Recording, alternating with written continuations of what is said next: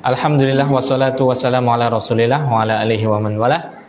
Alhamdulillah kita masih diberikan kemudahan untuk melanjutkan daurah ini agar menjadi penyemangat.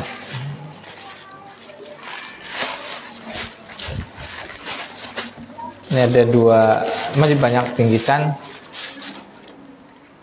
Pertanyaan. Siapa yang mau ditanya? Angkat tangan dulu. Enggak, biar menunjukkan pemberani. Mas Rozi. Nah, pertanyaannya, sebutkan 3 hambatan dalam atau masalah dalam tarbiyah tufuliyah, itu tarbiyah anak usia balita. Pada anak usia balita kadang mereka gampang berbohong, tapi juga gampang sampai jujur. Nah, mereka kadang ingin cepat mengetahui, tapi mereka cepat juga bosan. 2. Mereka kadang membangkang perintah kita. Pilih. Pilih yang gede nggak apa-apa. Manusiawi. Itu manusiawi ya kayak gitu. Isinya yang gede. Kalau yang ini 20 ribuan segini kan banyak banget. Nah, ibu-ibu, ada yang siap ditanya ibu-ibu? Nggak ada, tak lempar ke laki-laki. Nggak ada. Nah, pertanyaannya, sebutkan 4 karakteristik pada usia balita.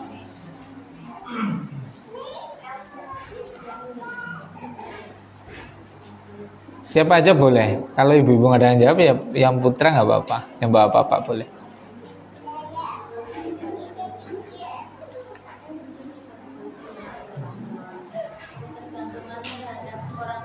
Ketergantungan terhadap orang tua. Yes, mengekor, mengikuti dengan membabi buta, mengekor, taklid.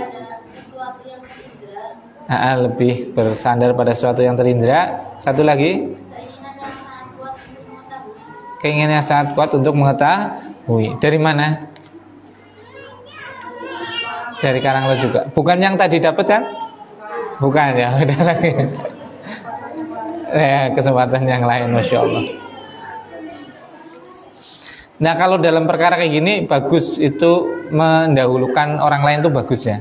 Tapi kalau dalam masalah ibadah jangan ya. Jadi misalnya ada sop pertama gitu, monggo jenengan gitu.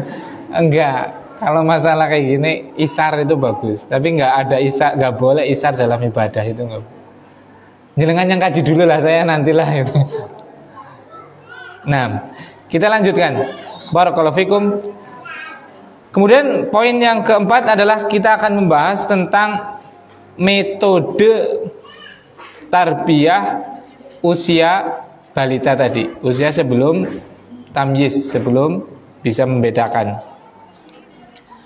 Jadi barakallahu fikum, ada kaidah pokok yang itu berlaku dan itu sangat penting, yang berbunyi al aslu fil ibadati at-taufiqiyah wal aslu fil adati al-ibahah. Ini kaidah yang sangat agung. Kaidahnya berbunyi, hukum asal ibadah adalah tauqifiyah, dan hukum asal selain ibadah adalah boleh. Hukum asal ibadah adalah tauqifiyah dan hukum asal selain perkara ibadah adalah boleh. Maksudnya tauqifiyah itu apa? Tauqifiyah itu berhenti menunggu dalil. Berhenti menunggu dalil dari syariat.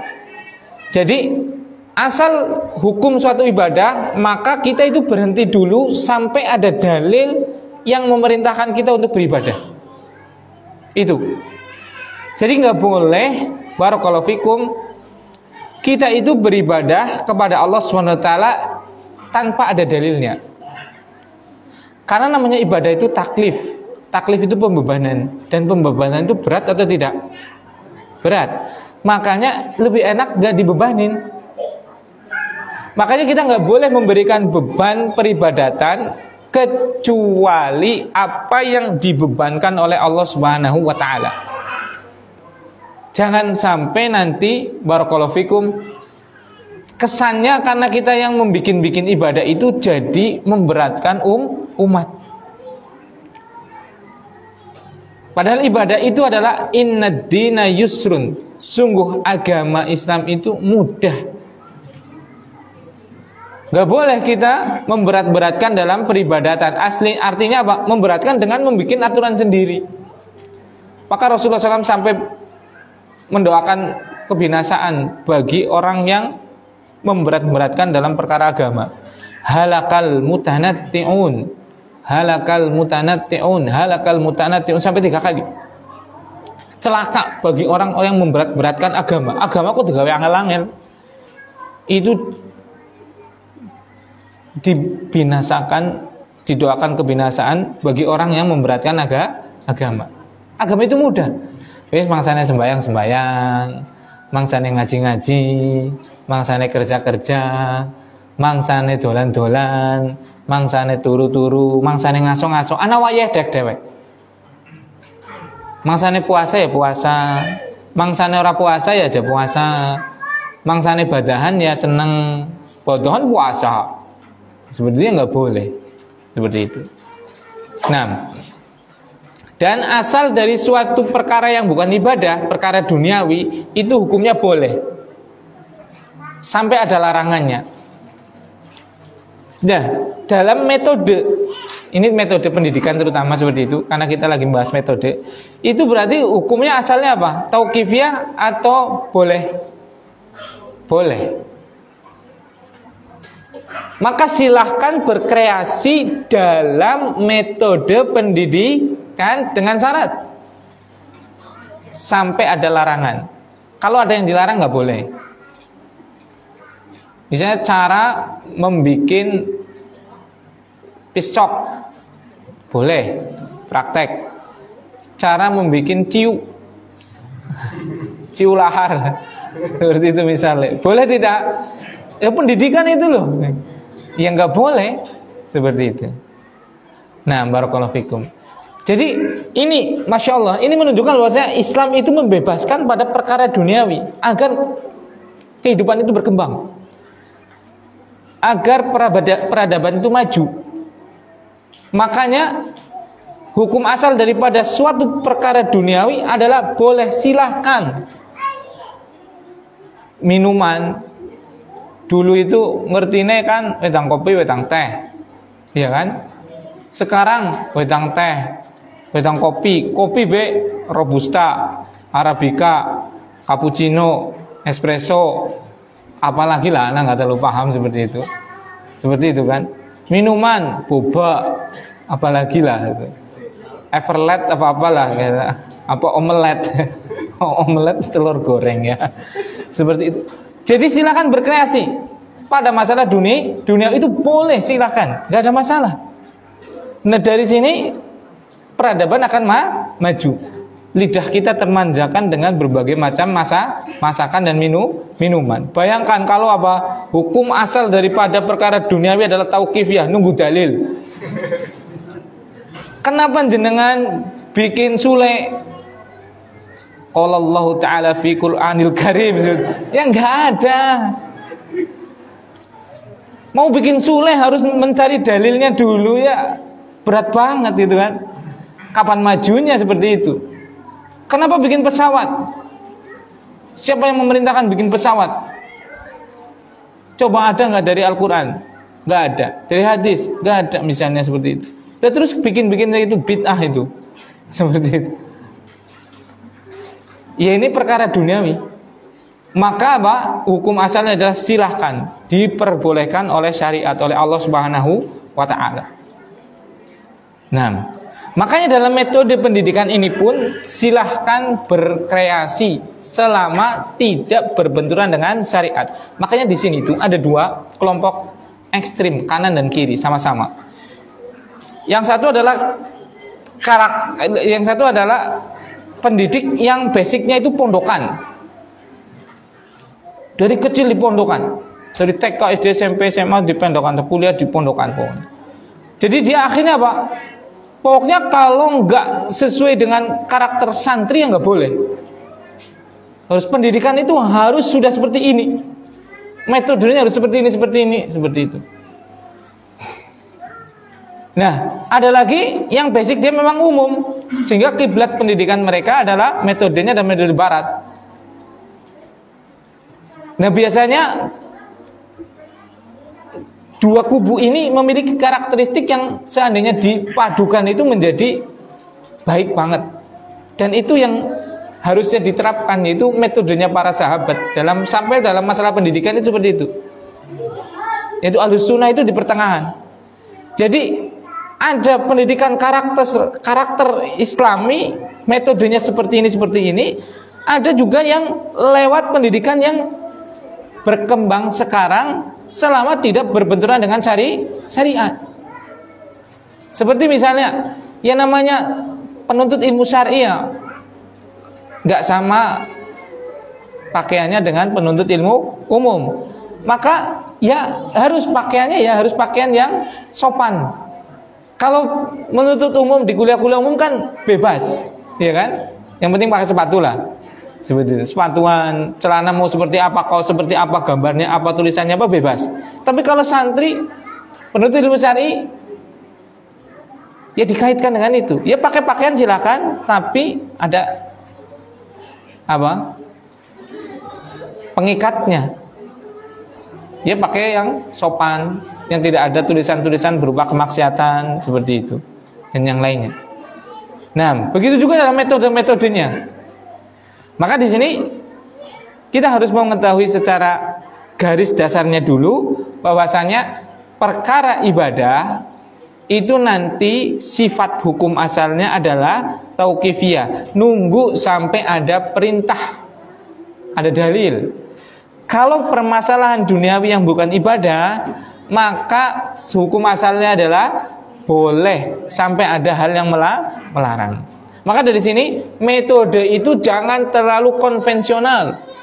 Oke, sing jenenge bocah ya kudu setor. Alif fathah a, alif kasrah i, alif dhammah u, a i u. Nah, seperti itu misalnya. Dulu mungkin metodenya itu. Tapi sekarang bisa metodenya iqra. Sekarang bisa metode lagi qiraati. Sekarang bisa metode lagi dan yang lainnya. Banyak sekali metode-metode yang berkembang, maka nggak apa-apa seperti itu. Nah, maka dari situ kita perlu mempelajari metode-metode tersebut.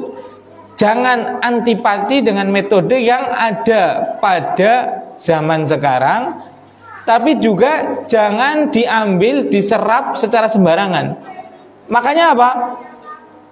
Terapkan metode-metode yang berkemajuan sekarang, tapi ditimbang dengan apa? Syariat. Seperti itu. Dan jangan konvensional sekali, jangan kuno sekali. Nanti ketinggalan kalau seperti itu. Nah,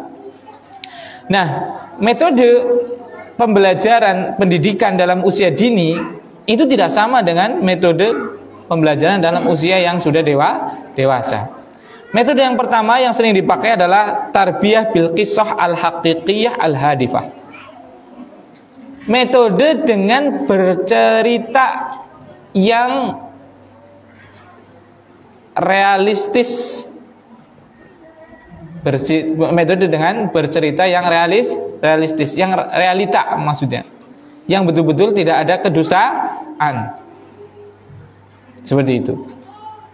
Jadi tatkala kita mengajarkan anak usia dini itu misalnya tentang tauhid, tentang mengesahkan Allah Subhanahu wa taala, maka kita bisa menceritakan kisah-kisah orang-orang yang berpegang teguh di atas tauhid, menceritakan para nabi, bagaimana Nabi Muhammad SAW beliau mengajarkan tauhid,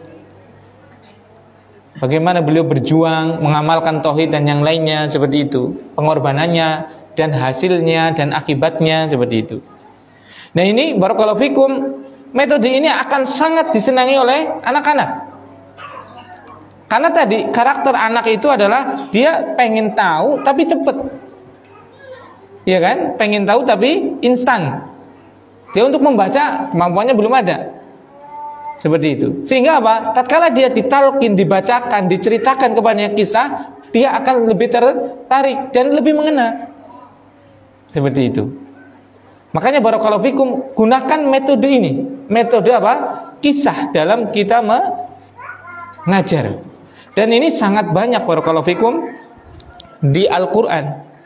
Makanya Allah Subhanahu wa taala dalam surat Yusuf ayat 111 berfirman, A'udzubillahi minasyaitonirrajim. Laqad kana fi qasasihim ibratun liulil albab. Sungguh pada kisah-kisah mereka para nabi dan orang soleh itu ada pelajaran yang sangat berharga bagi orang-orang yang memiliki akal. Rasulullah SAW itu tatkala mengajarkan kepada anak kecil, dia itu bertanya, kemudian mengkisahkan. Beliau tatkala mengajar istrinya, yaitu siapa? Khadijah, tentang bagaimana rumah tangga, maka beliau mengkisahkan suatu rumah tangga yang sangat harmonis, yaitu siapa? Abi Zara dan Ummu Zara, ya kan? Bagaimana, masya Allah, dua kehidupan yang sangat romantis, sebuah keluarga yang sangat romantis seperti itu. Nah itu akan lebih mengena. Orang gede aja senang dibacain kisah, apalagi anak kecil, kan seperti itu. Itu metode yang pertama. Metode yang kedua adalah dengan permainan. Dengan apa? Permainan. Jadi tadi anak-anak tatkala kita mau mentarbiyah akal mereka, kita mau mentarbiyah jasad mereka, fisik jasmani mereka, kemudian jantung mereka, kemudian ruh mereka, itu bisa dengan apa? Permainan. Seperti itu. Permainan-permainan yang mendidik. Seperti misalnya bermain puzzle, memasang, bermain mewarnai, bermain menempel, bermain apalagi misalnya, ya apalah, tergantung mau apa yang ditarbiyah. Misalnya fisiknya yang ditarbiyah, misalnya bermain loncat-loncat, atau bermain senam, atau apa. Ingin menumbuhkan akalnya, tadi bisa bermain apa? Puzzle dan yang lainnya. Kreativitasnya dan yang lain, itu bisa dibikin permainan. Dan mereka akan sangat senang. Dan mereka akan sangat menikmati hal tersebut. Dan pembelajarannya akan menjadi asik. Seperti itu. Kalau anak kecil kita sampaikan kepada mereka misalnya dengan apa? Metode tulisan, ditulis, kemudian diterangkan, mereka nggak nyaman. Mereka belum bisa menikmati hal tersebut. Berbeda dengan tatkala sistem permainan seperti itu.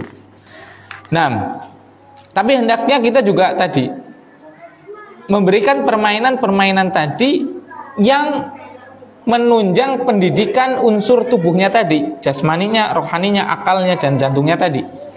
Jadi ini perlu. Jadi ada dua kelompok ini yang begitu antipati anaknya ajak dolanan. Tapi satu lagi ada yang jor-joran, kondolanan. Ahlus sunnah di pertengahan. Silakan bermain, bahkan itu kebutuhan pokok. Bermain itu adalah kebutuhan primer bagi seorang anak. Maka termasuk sekarang misalnya ada HP, ada apa. Kita nggak mungkin hidup tanpa HP sekarang. Dalam artian bukan nggak mungkin. Ya ada sih yang mungkin, tapi cuma berapa orang yang bisa, gitu kan. Kehidupan sudah dunia internet kita. maka anak-anak kita pasti akan masuk ke situ. Nah, nggak apa-apa dikasih permainan di situ. Misalnya permainan-permainan nanam puzzle, iya kan? Gimbot kalau dulu itu kan mengasah otak. Balapan, mobil, seperti itu kan. Dipilih permainan-permainan yang mendidik, atau permainan-permainan lain banyak banget itu yang sifatnya mendidik. Jadi anak itu tumbuh akalnya. Itu orang dulu itu kan yang sangat populer sampai sekarang itu masih populer ya, karena berseri itu PS. Itu kan banyak gak baiknya, tapi banyak baiknya juga loh. Itu membuat orang refleksnya luar biasa loh. Bagaimana memfokuskan otak dengan tangan untuk main stick. Iya kan? Bukan anak ngajarin untuk main PS ya, bukan itu maksudnya. Anak mengajarkan apa? Memang ada permainan-permainan yang bisa digunakan untuk apa? Menumbuh kembangkan apa? Ya tadi fisiknya, akalnya, keterampilannya dan lainnya gitu loh. Sampai pun sekarang hidup di dunia kayak gitu. Kita hidup di dunia apa? Serba internet. Dipilihkan permainan-permainan itu alhamdulillah banyak permainan-permainan yang apa? Mendukung. Makanya dulu tatkala Rasulullah SAW masuk ke rumahnya Aisyah, Rasulullah menikahi Aisyah itu masih kecil. Ternyata Aisyah masih dolanan apa? Boneka. Itu nggak dilarang itu. Seperti itu. Jadi apa? Nggak apa-apa. Anak-anak kecil itu perempuan dibelikan apa? Teko-tekoan, kompor-komporan itu, masak-masakan, BB mini seperti itu dulu itu. Itu sebagiannya membolehkan untuk menggunakan boneka-boneka, tapi khusus untuk perempuan. Dengan dalil tadi, Aisyah itu bermain boneka tadi, seperti itu. Yang laki-laki diberikan robot-robotan, mobil, dan yang lainnya seperti itu. Berikan permainan, jangan subuhan, tahfidz, subuhan, dikir pagi, tahfidz, sholat suruh, mandi, gosok gigi, masuk sekolah, pulang, makan, tidur, sore kajian apa? Misalnya TPK, TPQ, maghrib makan, isya persiapan buat besok. Subhanallah. Ya Allah ya Rabbi. Kecuali memang ada anak-anak, dan itu sangat sedikit, yang memang ada kecenderungan untuk begitu fokus untuk belajar. Ya nggak apa-apa. Karena dia sudah apa? Siap dengan seperti itu. Seperti Imam Nawawi rahimahullah ta'ala. Imam Nawawi rahimahullah ta'ala itu diajak main sampai nangis. Saking gak maunya main, udah senang belajar itu loh. Tapi kan yang kayak Imam Nawawi kan zaman sekarang, jangankan anak kecil, bapaknya biar dilangnya bal-balan Pak Tahir, ben sore postingannya buang sari gol gitu. Bal-balan seperti itu. Apa? Mina padi, renang. Ya nggak apa-apa. Itu memang kebutuhan anak seperti itu. Maksudnya apa? Di sini coba yang tua aja butuh permainan gitu loh. Iya kan? Apalagi yang kecil, mimbabil aula. Lebih utama mereka untuk apa? Permainan. Maka mereka adalah kebutuhan primer mereka adalah bermain.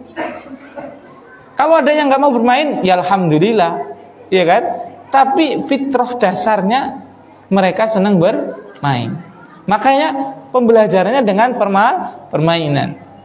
Huruf A, B, C beli itu kan di Shopee apa di apa itu. Kan ada yang kotak gitu kan. Ini huruf apa, ini seperti itu. Nanti ditempel, bikin nulis namanya sendiri, diacak, nanti dan yang menyenangkan. Dan itu banyak. Nah itu. Kelas TK sudah diajarin apa? BU, Bu, DI, di, budi, gitu kan. TE, TLO, ndok. Seperti, karena dia belum bisa baca itu kan, tapi weruwe kan telur itu kan. Ini itu adalah telur itu kan, gambar telur misalnya. Didik TE, TLO, ndok, gitu kan. Ya karena memang beliau anak-anak itu akalnya belum seperti itu kan. Mereka lebih paham dengan apa yang dilihat. Aku ngertinya anu kayak endok diperintahkan untuk endok ngene Pak Haji misalnya kan seperti itu. Nah, seperti itu barakallahu fikum. Jadi dengan permainan.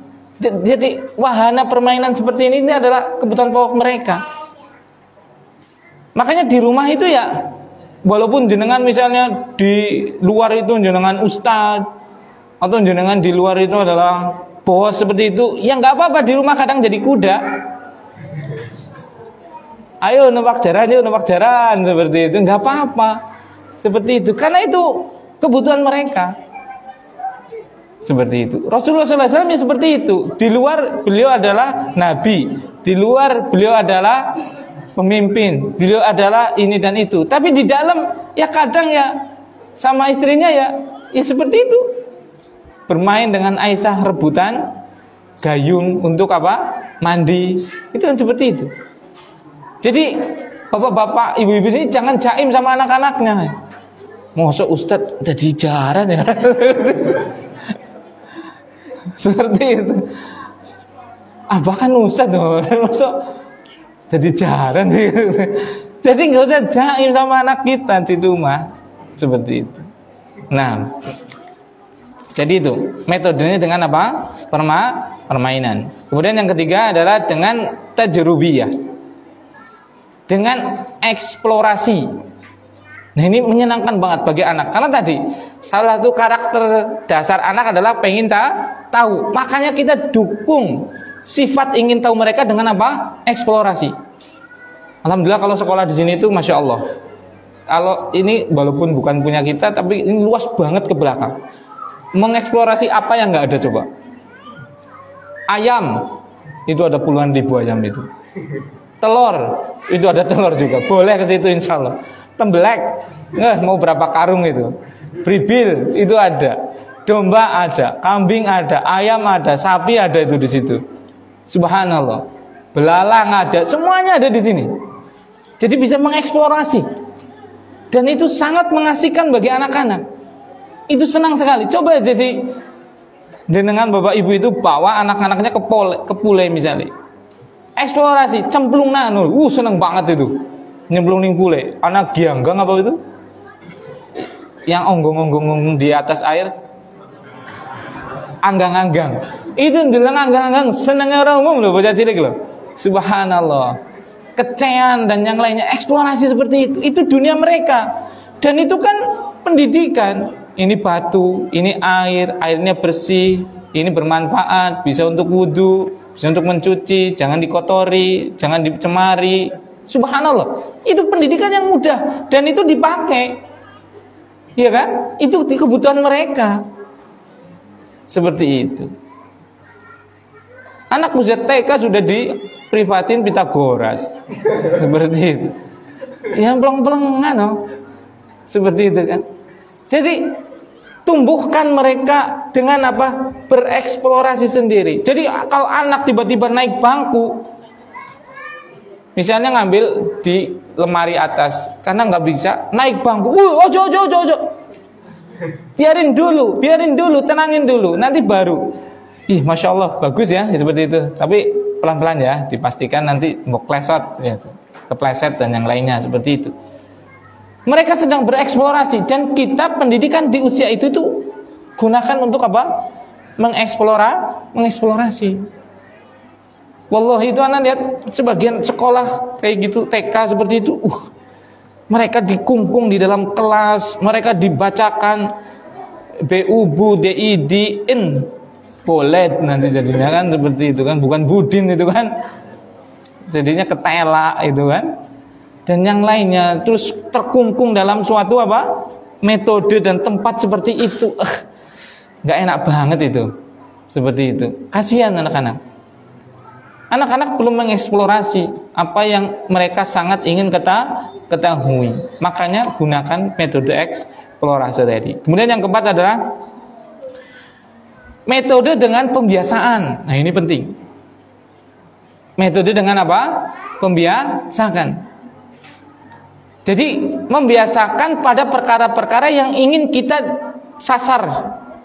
Misalnya biar mereka sehat, maka biasakan mereka untuk apa? Cuci tangan sebelum makan, cuci tangan sebelum tidur. Kemudian apa? Mandi, kemudian berpakaian, gosok gigi dan yang lainnya, seperti itu. Dibiasakan. agar menjadi rutinitas yang nanti akhirnya itu menjadi karakter, dan kalau sudah menjadi karakter mereka tidak mungkin meninggalkannya. Itu adalah dengan apa? Metode apa? Pembiasaan. Dibiasakan, berarti itu harus kesabaran, berulang-ulang. Misalnya kalau di kelas dengan cara apa? Membiasakan jamnya masuk jam 8 misalnya untuk kelompok bermain. Ya berarti coba orang tua harus tanggung jawab ini. Jam 8 harus sudah di sekolah. Seperti itu. Jangan tengah 8 belum tangi. Oh, salah apa-apa lah, baca cilik ikilah. Nanti dibiasakan apa? Pembiasaannya bukan pembiasaan on time, tapi pembiasaannya menjadi apa? Telat. Jam karet, dan itu sudah bukan budaya lagi. Itu adalah identitas nasional Indonesia. Itu adalah jam karet. Itu identitas itu. Identitas sesuatu yang melekat dengan pasti itu di masyarakat kita. Mau kumpulan RT jam bolu ya engko ijik-ijik paling cepat adalah bolu seprapat. Kumpulan lurah, kumpulan DPR, kumpulan apa seperti itu. Bahkan sampai kajian ya yang orangnya harusnya lebih disiplin ngaret akhirnya. Jam 8 ya mulai dari setengah 9. Karena apa? Itu sudah menjadi identitas. Makanya yang sudah berusaha memperbaiki itu jenengan harus sabar. Kajian jam 8. Jenengan tekat jam 8 kurang 10 itu banyak, ada dan banyak yang seperti itu. Tapi jenengan juga harus sabar. Mesti ada batir aku yang tekannya jam 1 kurang seperempat. Ya ustadznya akhirnya kan ngambil pertengahan itu kan. Mau dimulai ini nanti nggak dapet apa-apa itu kan. Karena udah ketinggalan jauh. Mau nggak dimulai, kasihan yang sudah berusaha disiplin. Ya ustadz kan ngemong. Intinya kan seperti itu.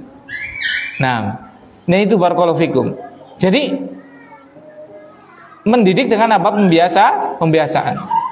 Membiasakan baca Quran, membiasakan meletakkan baju sesuai dengan apa?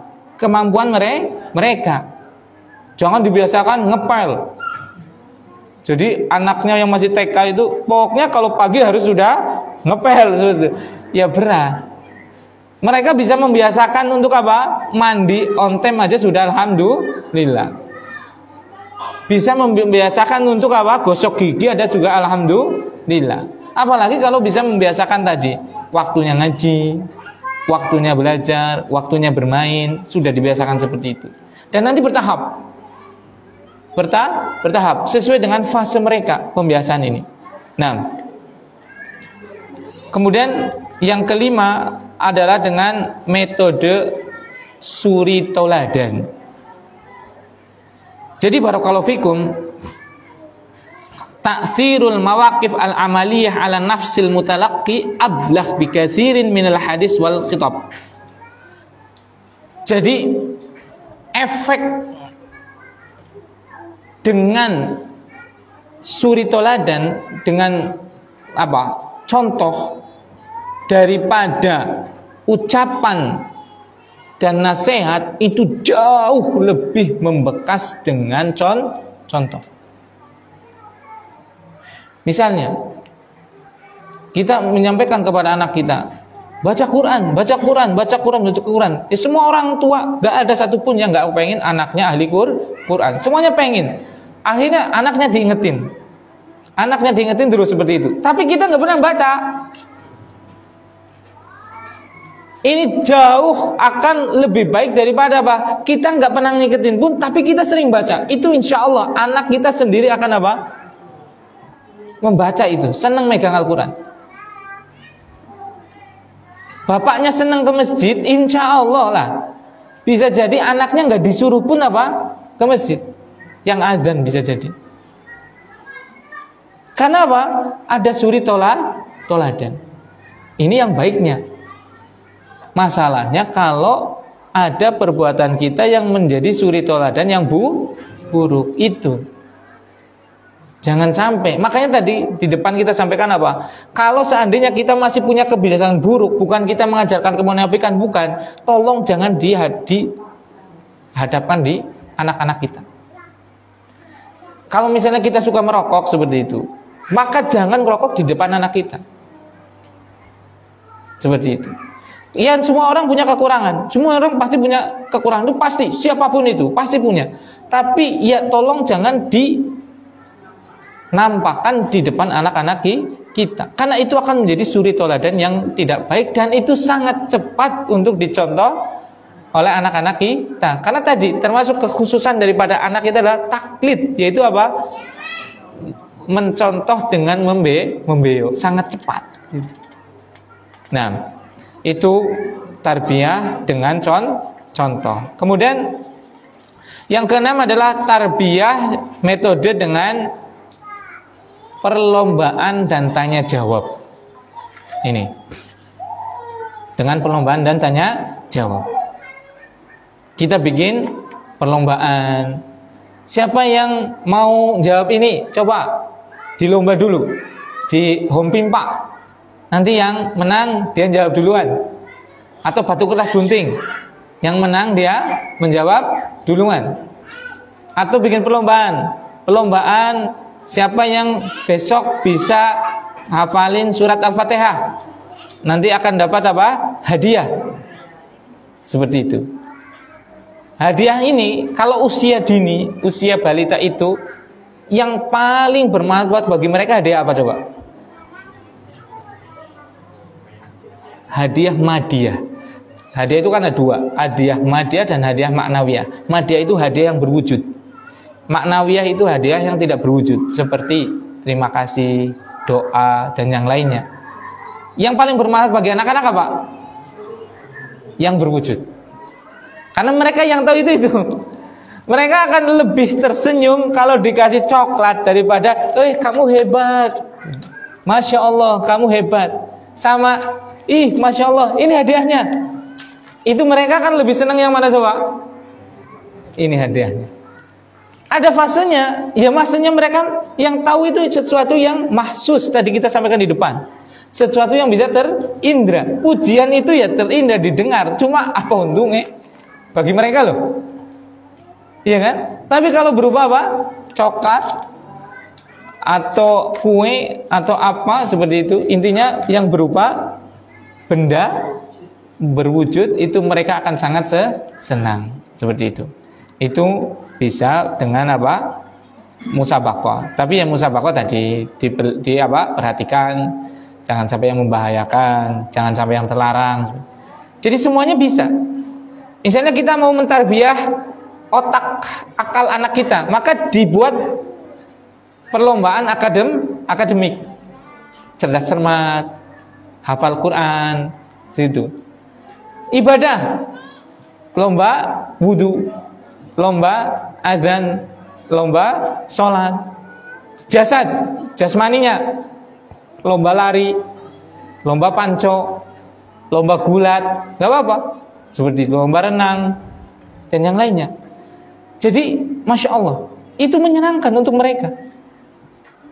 Nah, itu yang ke-6, yaitu metode dengan dengan perlombaan dan tanya jawab. Kemudian yang berikutnya adalah poin yang ke-5 adalah yang bukan, ini bab lain. Itu kan bab tadi apa?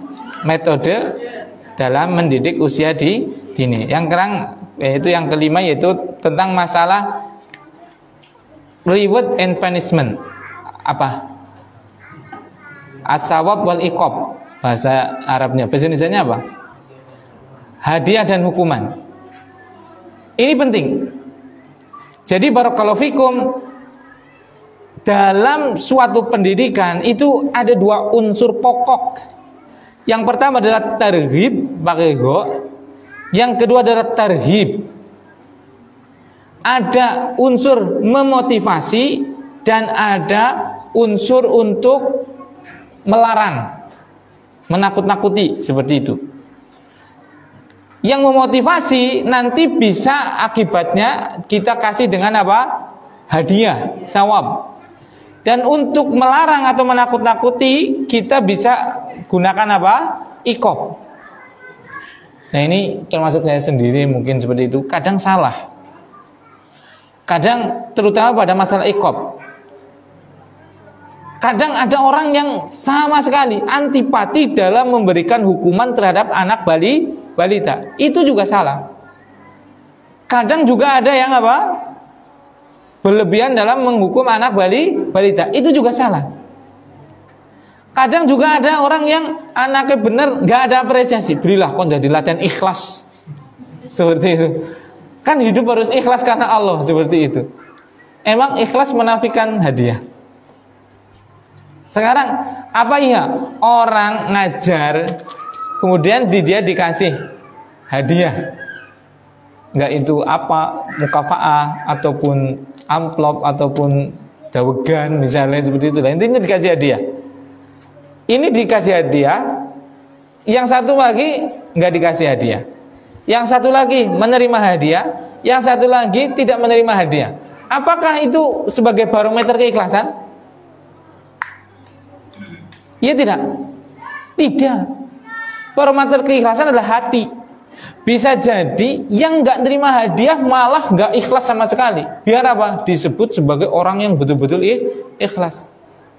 Bisa jadi orang yang terima hadiah itu orang yang sangat ikhlas sekali. Biar apa? Biar mereka itu senang. Biar saya dianggap nggak ikhlas, nggak apa-apa lah. Biar orang tahunya seperti itu. Intinya ini adalah hubungan saya dengan Allah. Justru dia terima. Bisa juga jadi dia nggak terima juga ikhlas banget. Benar-benar dia memang karena Allah dia nggak terima. Ada lagi yang terima memang nggak ikhlas. Memang tujuannya adalah mendapatkan hadiah. Ya ada. Jadi namanya ikhlas, namanya hadiah itu nggak ada kaitannya dengan keikhlasan. Ikhlas itu adalah hati. Adapun hadiah adalah sebagai apa? Metode tarbiyah. Manusiawi tidak. Tatkala orang dia berprestasi kemudian dikasih apa? Hadiah. Tatkala orang memberikan manfaat kepada kita, kita memberikan hadiah kepada dia. Iya kan? Tatkala dia bekerja kepada kita, kemudian kita memberikan upah. Bahkan kalau nggak memberikan upah apa? Dolim itu kan? Iya kan? Ini orang memberikan kehidupan hati. Kemudian kehidupan hati kan tugasnya ustadz, iya kan? Kesehatan hati. Kemudian ustadz itu harus ikhlas. Nggak boleh ngambil apa? Pemberian. Duh. Harusnya dia yang betul-betul diperhatikan. Lebih diperhatikan daripada dokter. Ada nggak berani nggak orang mau berobat terus jazakumullah khair Pak Dokter matur nuwun seperti itu? Nggak ada. Pasti dia akan bilang berapa? 100.000. Nggak ada nawar. Ada nggak nawar itu ke dokter? Dokter Tanjung Nun Sewu lah 70.000 sakit mboten niku. Padahal dokter itu cuma memberikan apa? Kesehatan jasmani. Ahli ilmu dia menghidupkan hati. Wa huwa aula. Dia harusnya lebih utama untuk kita muliakan. Seperti itu. Dan kita kadang kebalik. Makanya hati kita menunjukkan kita nggak sehat. Seperti itu. Makanya banyak orang yang dia sampai bisa mengorbankan harta puluhan juta, bahkan 20-an juta untuk memondokkan anaknya, dia sangat ringan. Kenapa? Karena dia orang tahu ini untuk kehidupan hati generasi anak-anak kita, keimanan, surga dan neraka. Tapi bagi orang-orang yang hatinya sakit dan tidak memahami dengan baik, maka apa? Mondok membayar 700 bisa apa? Kaung-kaungan. Kalau emput-emputan sih KBKB emput-emputan ya. Cuma maksudnya ngeresulai loh. Padahal sudah minta keringanan dan sudah dikasih menjadi 200. Kisi ngomong baik. Seperti itu. Barakallahu fikum. Jadi di sini pentingnya kita dalam memberikan reward, hadiah dan memberikan hukuman. Tapi ingat barakallahu fikum, hukuman ataupun pujian itu seperti dua mata pisau yang bisa membahayakan dan bisa juga memberikan manfaat. Orang terlalu dipuji terus juga nggak baik. Akhirnya dia akan selalu dalam bertindak dia hanya menginginkan sesuatu dari manusia. Sebagaimana orang dihukum terus dia juga akan nggak baik. Dia akan menjadi orang yang pesimis, berat dia karena apa-apa salah. Seperti itu. Jadi pujilah pada tempatnya dan jangan berlebihan. dan hukumlah pada tempatnya dan jangan berlebihan. Khususnya untuk anak balita ini hindari hukuman fisik. Apa hukuman bagi mereka? Cukup kita diam aja. Itu anak biasanya sudah takut. Diam sudah nggak bisa, pakai mata atau agak mesem sedikit, agak cemberut dikit, merengut seperti itu. Nah ini kadang kita salah. Anak salah karena masih kecil, ya apa-apa, silakan. Atau yang sebagiannya terlalu berlebihan. Nah, makanya di sini antara hadiah dan hukuman harus berimbang. Itu singkat-singkatnya saja ya. Kemudian yang keenam, beberapa taujihat. Taujihat itu arahan terhadap hal yang perlu disampaikan bagi anak-anak usia balita. Arahan yang sangat penting untuk disampaikan kepada anak-anak usia balita. Yang pertama adalah menerangkan makna tauhid. Menerangkan apa? Makna tauhid.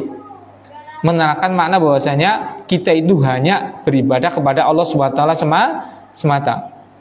Menerangkan hanya bahwasanya Allah lah satu-satunya yang menciptakan, yang menguasai, yang memiliki dan menguasai dunia. Kalimat tauhid mengajarkan mereka tentu dengan apa? Metode dan bahasa yang mudah, jangan dengan bahasa yang berat. Ya bunai, ini u'allimuka makna tauhidi. At-tauhidu salah satu aksam.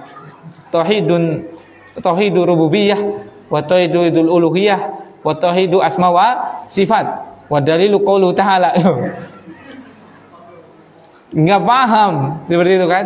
Bagaimana menanamkan tauhid? Nah, ini yang menjadi pertanyaan kemarin kan? Bagaimana menanamkan tauhid pada usia dini, Ustaz? Jadi selalu mengaitkan seluruh apa yang anak-anak itu lakukan, ucapkan, tindakan itu kepada Allah SWT. Misal, anak kita baru bangun tidur, maka sampaikan kepada anak kita tentang tauhid. Caranya gimana? Ayo berdoa dulu sama Allah, karena kita masih dihidupkan. Alhamdulillah. Kita berdoa dengan doa bangun tidur. Masuk kamar mandi, minta perlindungan dari Allah, karena takutnya kita digoda setan. Keluar dari kamar mandi, mohon ampun pada Allah. Kenapa? Karena barangkali kita tadi di kamar mandi melakukan yang tidak baik. Dan seperti itu. Mau makan, kita harus bersyukur karena ada makanan yang ini dari Allah. Jadi seperti itu. Mau pergi, sampaikan, gak usah takut. Karena apa? Kita dijaga oleh Allah SWT. Jadi kaitkan seluruh kehidupan kita kepada Allah. Kan mudah anak-anak itu. Seperti itu. Mau belajar, ya belajar yang pintar ya, biar Allah sayang kamu. Nanti jangan nakal sama teman-temannya. Nanti yang baik-baik aja. Nanti Allah seneng loh. Kalau kamu jaga teman-temannya, nanti kamu dijaga Allah. Nah, seperti itu. Selalu dikaitkan seperti itu. Pokoknya dalam seluruh aspek. Mau naik motor, minta dulu yuk, minta doa sama Allah yuk, biar motornya nanti jalannya enak, nggak kebocoran. Kan seperti itu kan? Biar kita selamat. Seperti itu. Lagi piknik, misalnya rihlah jalan-jalan ke pantai. Ini masya Allah ya, itu pantai yang nyiptain siapa ya? Allah, masya Allah. Seperti itu. Dikaitkan semuanya hanya untuk Allah. Sesuai dengan apa yang mudah dari dia. Makanya Rasulullah SAW tatkala mengajarkan anak kecil itu yang gampang-gampang aja, tapi betul-betul mengena.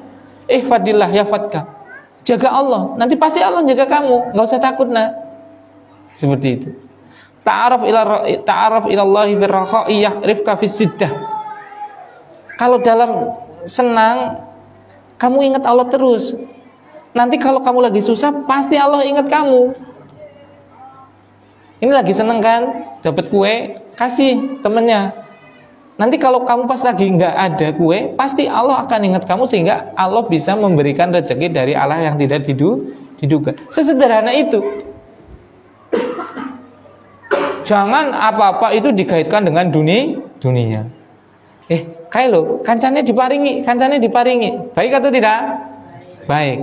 Ngoteli engko dadi kok duwe nang kae. Kita sering kayak gitu kan? Imbal balik gitu kan? Yaitu mengajarkan anak kita untuk apa-apa itu duniawi nanti. Seperti itu. Aja nakal karo kaya jadi kaya orang nakal ringko. Itu kalimat sepertinya bagus, tapi kurang bagus. Seperti itu. Dan kita sering seperti itu. Jadi sampai sekolah kan sekarang coba, gara-gara sekolah misalnya ijazahnya nggak negeri aja, padahal kejar itu paket itu bisa digunakan untuk sekolah dimanapun, itu aja nggak mau. Kenapa? Karena dia ada tujuan dalam sekolah untuk apa? Nyari dunia, nyari pekerjaan. Boleh nggak?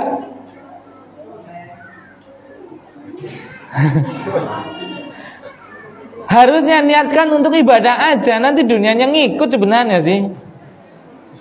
Seperti itu. Barakallahu fikum. Jadi itu. Jadi yang pertama, hal yang paling penting untuk diajarkan kepada anak-anak adalah apa?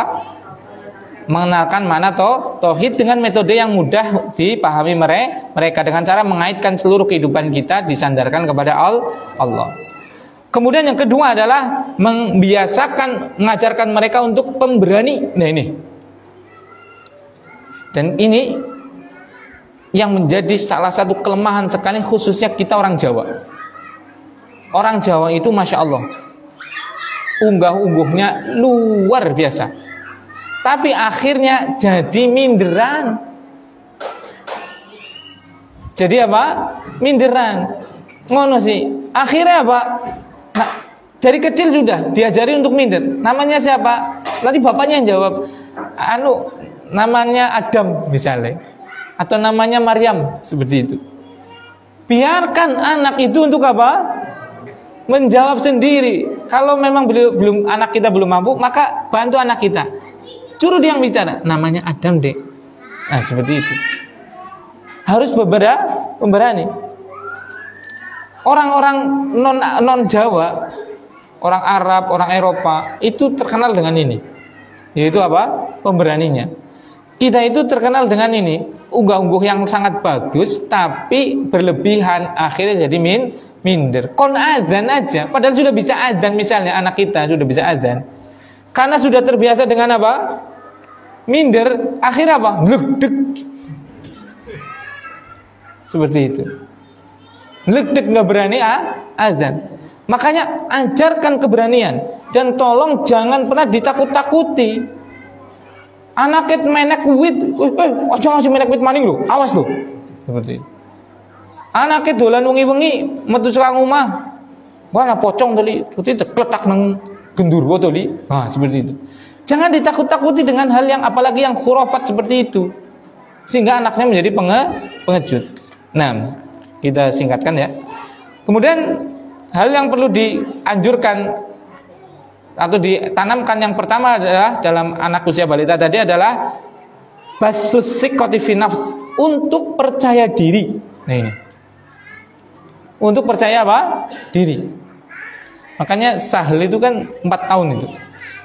Itu dia pede loh, azan dengan mikrofon sendiri. Seperti itu.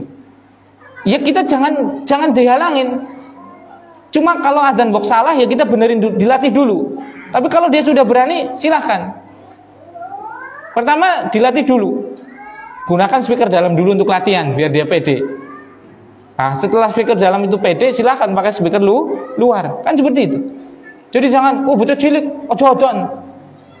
Akhirnya anak itu tidak mempunyai kepercayaan diri. Dan sekali lagi, ini khususnya kita ya. Kita semua ini orang Jawa itu ada sifat itu. Yaitu apa? Kepercayaan dirinya itu tadi kurang. Dan ini nanti repot. Berapa banyak orang yang sampai pun punya ilmu, dia nggak berani pulang kampung untuk dakwah. Kenapa? Kepercayaan dirinya kurang. Padahal dari segi kemampuan, dari segi faktor pendukung dan yang lainnya mungkin dia luar biasa. Tapi karena tidak punya sikotun fin nafas, rasa percaya terhadap diri apa? Maka apa? Menjadi nggak bisa. Tapi perlu diingat, rasa percaya diri ini bukan berarti kita i'timad, bersandar kepada diri. Percaya diri akhirnya apa? Tetap kita beriktimat kepada Allah, tapi kita selalu yakin bahwasanya kita bisa biidznillah. Itu. Nah, kemudian yang ke berapa? 4 ya. Yang keempat adalah muda'abah wat tarwih. Jadi membiasakan dengan muda'abah itu bermain dan tarwih, mengistirahatkan. Jadi kita membiasakan mereka untuk beristirahat. Jadi Rasulullah SAW itu tatkala ada 3 orang sahabat itu pengen banget melihat amalannya Nabi, maka beliau datang 3 orang ini ke rumah Nabi. Kemudian beliau kan seperti itu, sholat malam dan bengkak-bengkak dan yang lainnya. Maka yang satu mengatakan, sungguh saya akan ini la usolliyanna laila walam arkud. Saya mau sholat malam terus nggak tidur. Yang satu lagi, inilah asumunna wala uftir. Sungguh saya akan puasa terus dan nggak pernah mau buka. Puasa terus. Yang satu lagi, sungguh saya akan nggak pernah nikah. Biar fokus ibadah. Apakah Rasulullah mendengar sahabat yang punya kesungguhan untuk beribadah luar biasa seperti ini Rasulullah senang? Tidak, malah Rasulullah marah. Rasulullah mengatakan, saya itu orang yang paling bertakwa dari siapapun. Saya sholat malam, tapi saya juga tidur. Saya puasa sangat rajin, tapi saya juga nggak puasa, terkadang berbuka. Saya nggak ibadah terus, saya juga punya istri, bahkan istrinya lebih dari 4 karena kekhususannya Nabi SAW. Jadi itu. Bahkan dalam hadis yang lain itu, inna lijazadika alaika haqqan. Sungguh jasadmu itu punya hak untuk kalian. Jadi kita apa? Menanamkan pada anak untuk beristirahat. Seperti itu. Nah, itu yang ke-5. Sekarang yang ke-5 ya. Kemudian yang berikutnya adalah, saya pilihkan ada, yaitu untuk bersikap adil. Adil itu Masya Allah, itu sumber betul-betul keberkahan itu. Wad'u syai' ala makanihi laik. Meletakkan segala sesuatu sesuai pada tempatnya yang benar, itu betul-betul sumber yang paling tepat. Kita selaku guru kalau mau ngajar, yang ngajar dengan apa? Persiapan dengan baik. Kita selaku murid kalau mau belajar, ya betul-betul harus apa? Siap dalam kondisi mau belajar. Kita selaku ayah, selaku bapak, ya harus betul-betul bertanggung jawab dengan istri, dengan anak. Kita selaku anak, ya harus betul-betul menghormati dan memuliakan orang tua. Seperti itulah. Makanya apa? Adil itu kalau diterapkan, sampai pun diterapkan di negeri kafir, itu pasti negeri itu akan dapatkan apa? Kesejahteraan. Tapi kesejahteraan apa? Duniawi. Makmur. Seperti itu.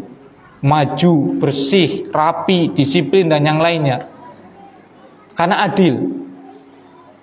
Tapi tetap balasannya hanya sifat-sifat duniawi. Sifat pahala nggak ada. Karena sifat pahala itu harus syaratnya Islam. Kemudian yang berikutnya adalah hal yang perlu diajarkan adalah memecahkan suatu masalah. Mengajarkan anak untuk memecahkan suatu masalah. Misalnya, tatkala anak kecil itu bermain sepeda, sepadene rantene mlebu maring ruji misalnya, maka kita juga, ya betul kita membantu, tapi juga apa? Mengajarkan bagaimana anak itu apa? Melatih diri dia untuk apa? Membenarkannya sesuai dengan kadar kemampuan mereka. Seperti itu.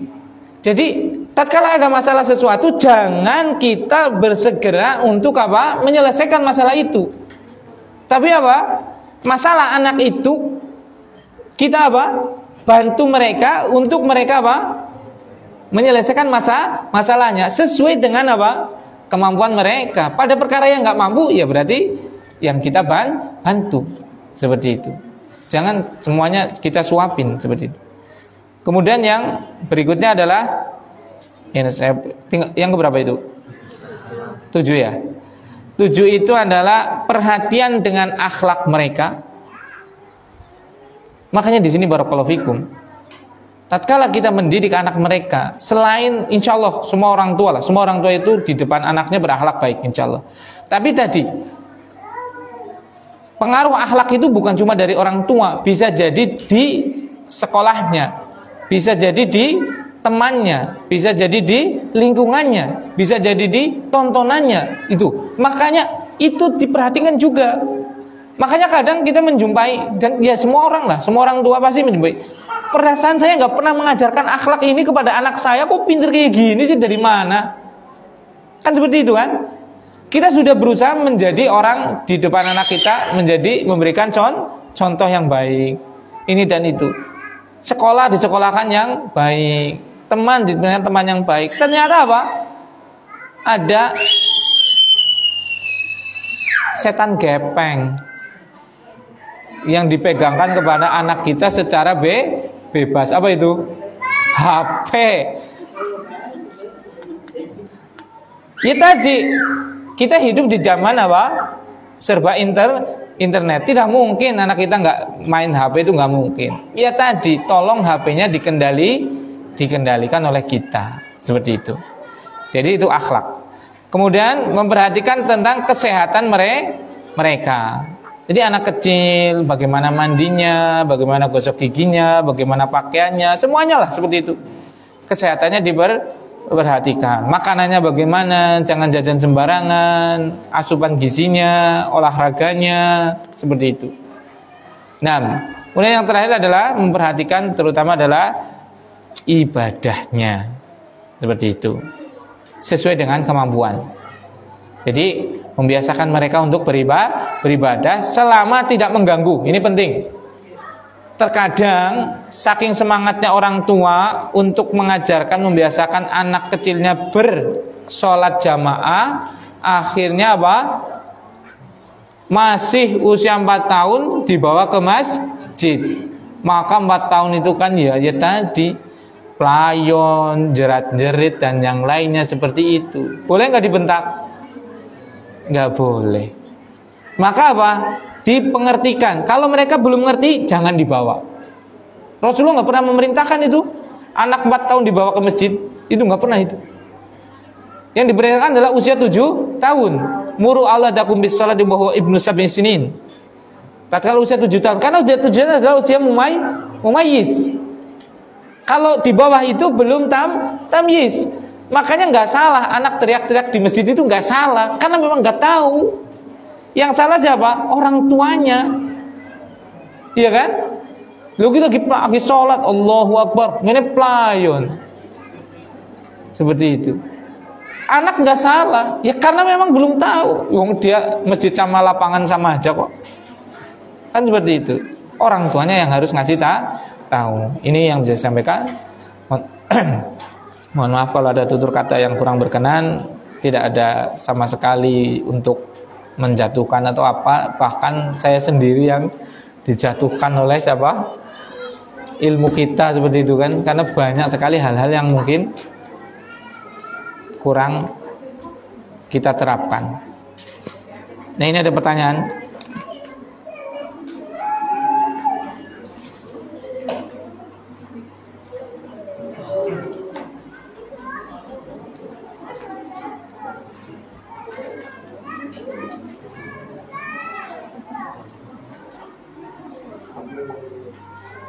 Bagaimana Ustadz ketika masa tufulah sudah terlewat? Masa tufulah sudah terlewat, berarti sudah masa tamyiz. Lalu orang tua merasa anaknya tidak sesuai harapan. Kemudian anaknya tidak sesuai harapan dalam tarbiyahnya, baik jasadnya, akalnya, akhlaknya, ibadahnya, dan yang lainnya.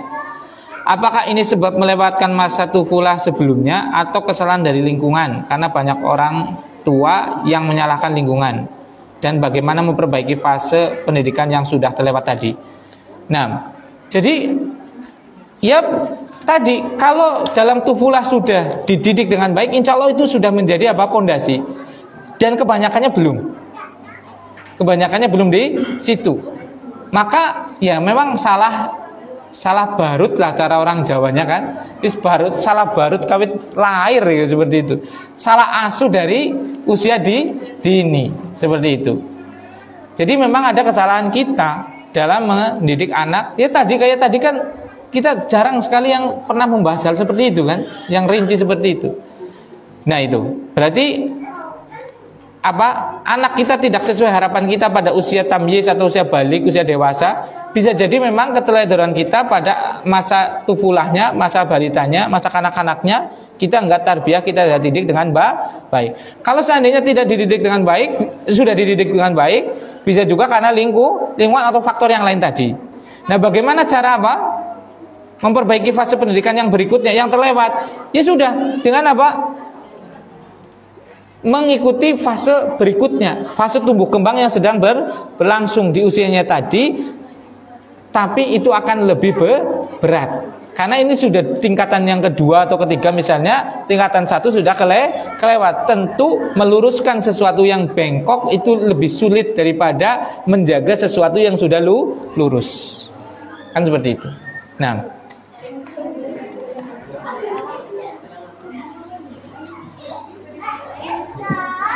bagaimana cara menanamkan rasa tanggung jawab kepada anak usia dini? Ya tadi, yaitu kita banyak hal. Pertama, menerangkan, dan menerangkan itu sebenarnya nantilah kalau usianya 4 tahun atau 5 tahun yang agak sedikit bisa berbicara itu ya, diberi pengertian. Kedua itu dengan contoh, ya dengan metode tarbiyah tadi, ya kan? Dengan contoh, dengan adat atau pembiasaan, dengan menerangkan kepada mereka tentang pentingnya hak dan kewajiban tadi, seperti itu. Nah, boleh mengajarkan anak.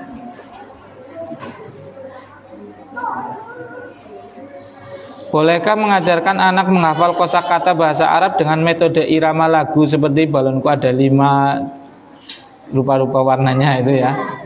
Boleh. Jadi yang dilarang adalah musiknya. Lagu itu nggak dilarang.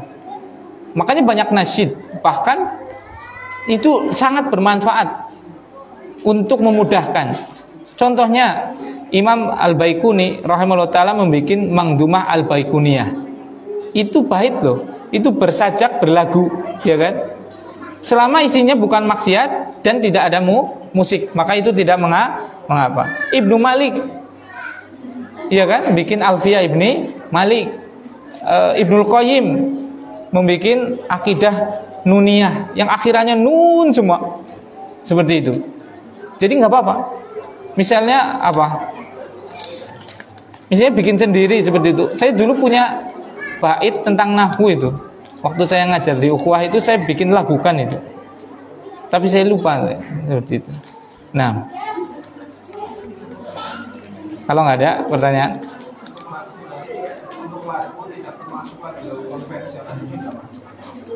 Kalau lagunya sendiri, iramanya itu nggak ada masalah. Yang penting pertama isinya tidak kemaksiatan. Yang kedua bukan ada musiknya. Yang ketiga tidak menduplikat lagu-lagu yang isinya adalah kemaksiatan. Jadi aja tutupin botolmu seperti itu misalnya ya, seperti itu. Ya nggak boleh seperti itu.